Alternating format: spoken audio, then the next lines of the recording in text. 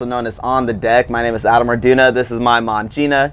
And today we are going to do our NFL draft special, the 2016 NFL draft special. And today, yes, it's a big day for the NFL and for football all across the world. So we're going to be diving into that. And today I'm wearing my Chiefs hat. Mom's wearing her Chiefs black and red right there. So we're going to be supporting our Chiefs in today's big event. And what's our pick? And we have the 28th overall pick today. So we did really well last year. That's so if you know because we did well. Yeah, if you know anything about how the standings go, depending on, the draft picks go, depending on how well you did the season before, it's kind of how you stack up, and then you can do trades, etc., to kind of move up in the picks.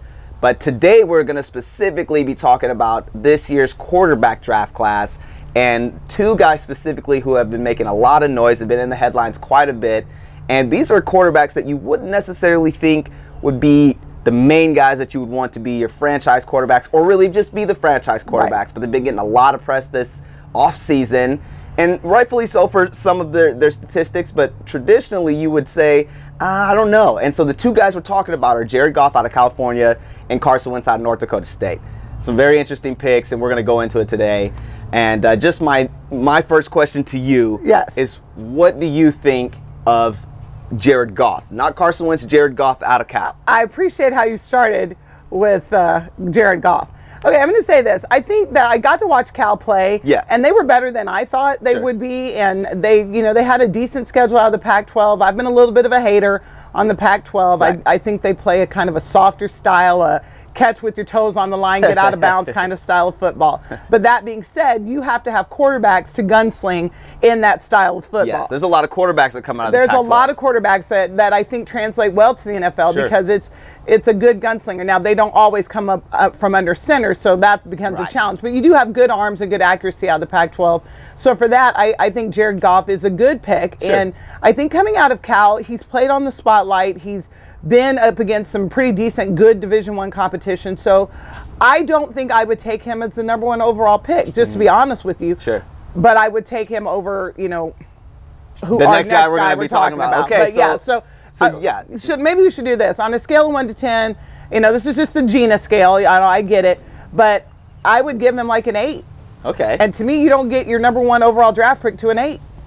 That's good. That's honestly better than what I would have probably given him as far as a 1 through 10, to be quite honest. Yeah, okay, because I'm usually Miss Haterade. It's just we're talking about Jared Goff. Okay, I've watched a couple of his games, kind of like what you said. Right. With the Pac-12 conference, there's a lot of gunslinging coming out of there, so the quarterbacks do translate, like you said. Sometimes not being under center can be a transitional thing that they have to overcome for some of those guys, but traditionally those guys do well.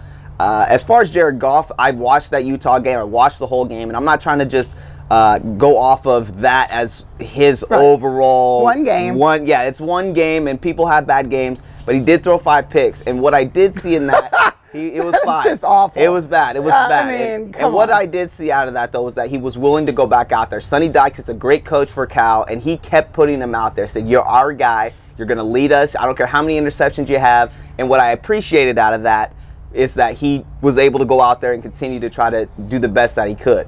What I did see from Jared, that's one of the negative, well, I guess it's a bad negative game, and a positive. But there was silver lining from that. But what I did see overall is that he's tall, he's got a gunslinging type of arm or delivery, so that's going to be good for him in the NFL. He's got a big arm, and he's smart, and he's coming from Cal, so I do like that.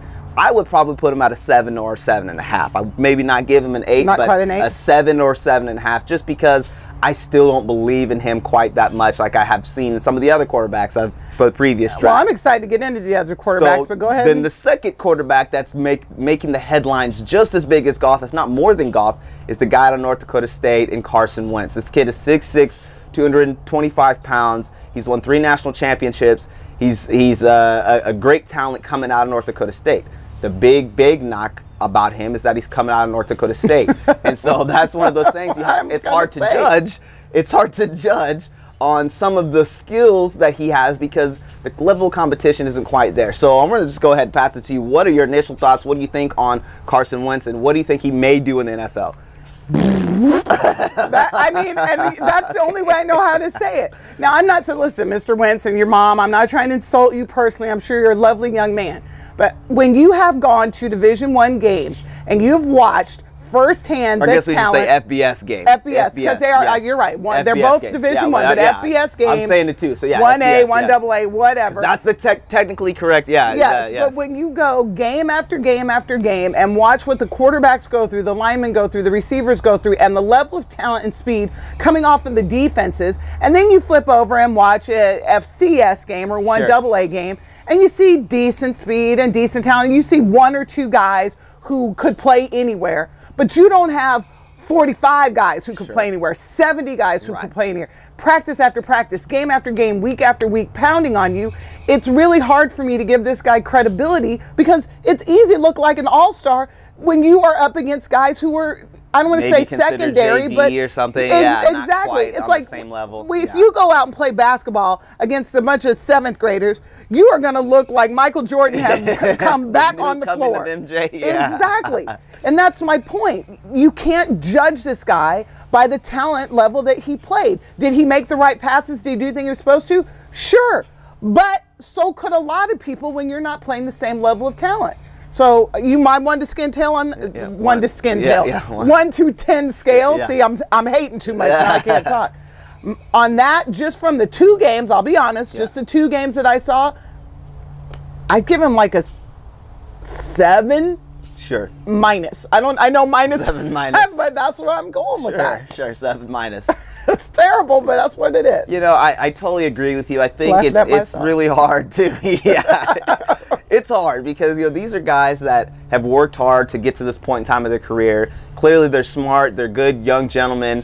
But when you're talking about millions of dollars and you're talking about franchising these types of guys, you really have to do your homework. And someone that may not be playing up against Texas or SC or Alabama every week is going to have a much harder time to translate, coming from a smaller level of football than it is coming from the Big Ten or etc. So it's just one of those things. As far as like a Carson Wentz, I just think it's a big leap to try to say, hey, I'm going after this guy. He's going to be the new face of the franchise. Well, listen, I know we're talking about quarterbacks, but I want to throw 2 names out here in the middle of it. Sure. Robert Ndici. Yes. And who's my boy from Ohio State? Oh, Joey Bosa. Yes. Okay, did Carson Wentz, week after week, have to look across the line at either one of these guys bearing down on him? No, he did not.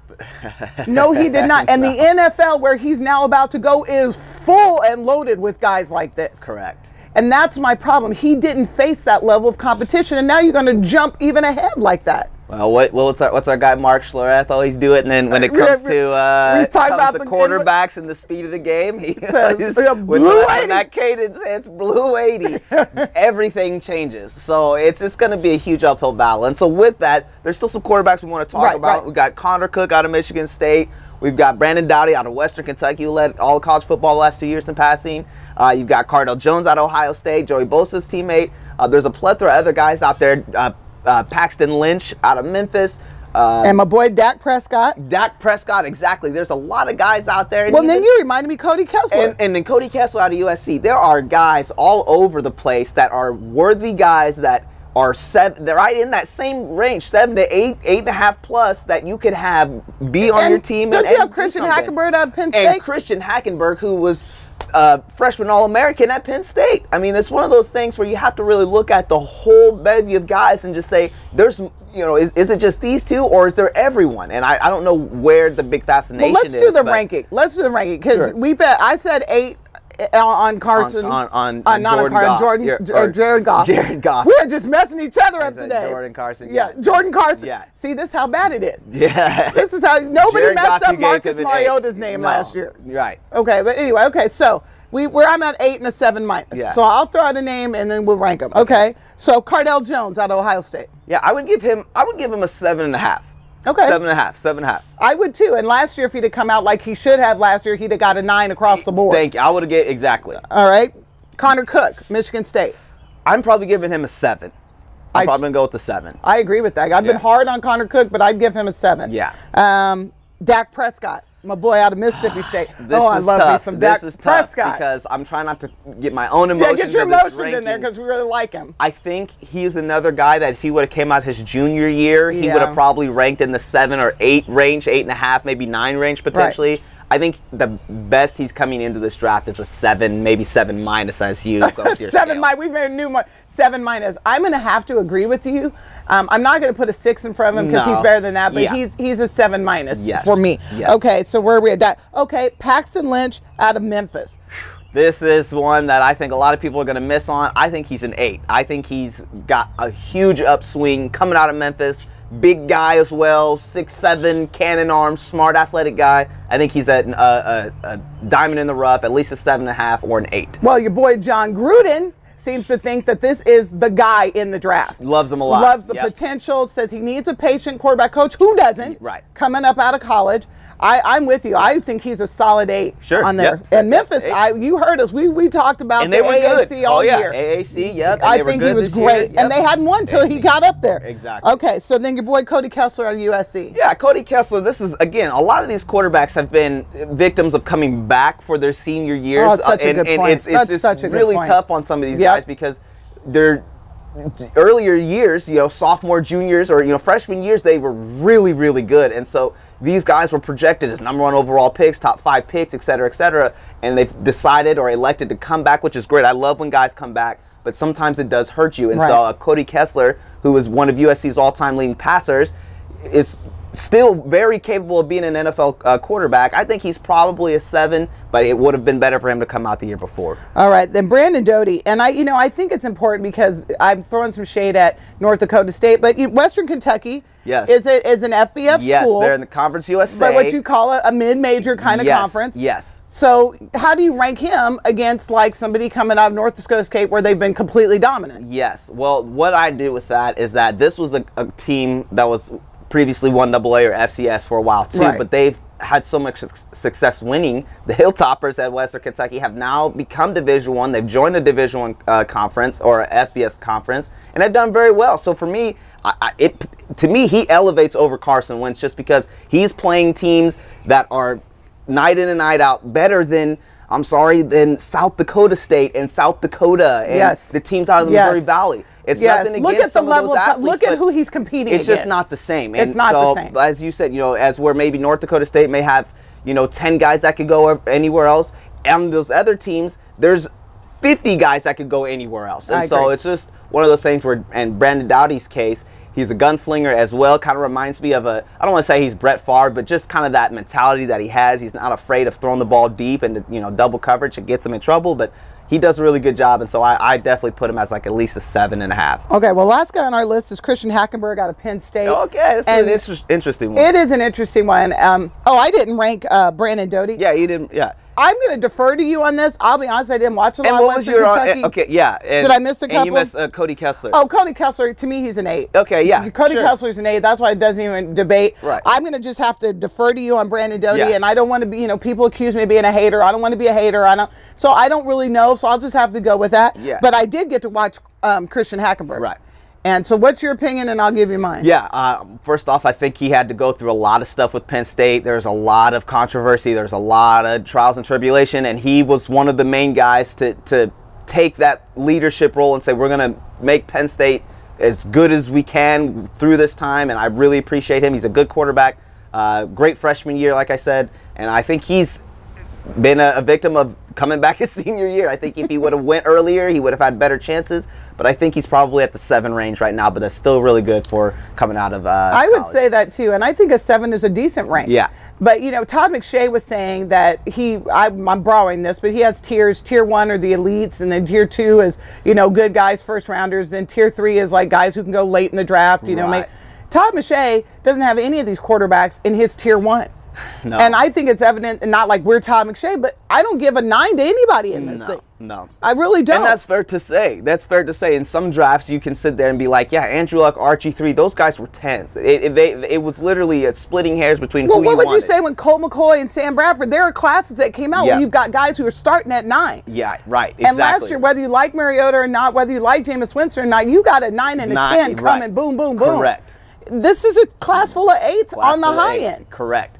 On the high end, being generous. And so that's one of those things where it's like, we've got this big buzz with all these quarterbacks, or at least these 2 quarterbacks. And so you kind of go through it and you say, well, we're doing our homework, we're doing our research, and I don't really see You're not excited about guys. it. Yeah, I don't see it. And so it's a little bit in question, but that's why you watch the NFL draft to see what teams do and see what owners and GMs decide. Well, the thing is that if you're one of those teams that has the number 1 or 2 pick and you are looking at your team about to, I hate to say waste it, but bring you Carson Wentz or Jared Goff, I'd be upset. You're talking about LA and Philadelphia.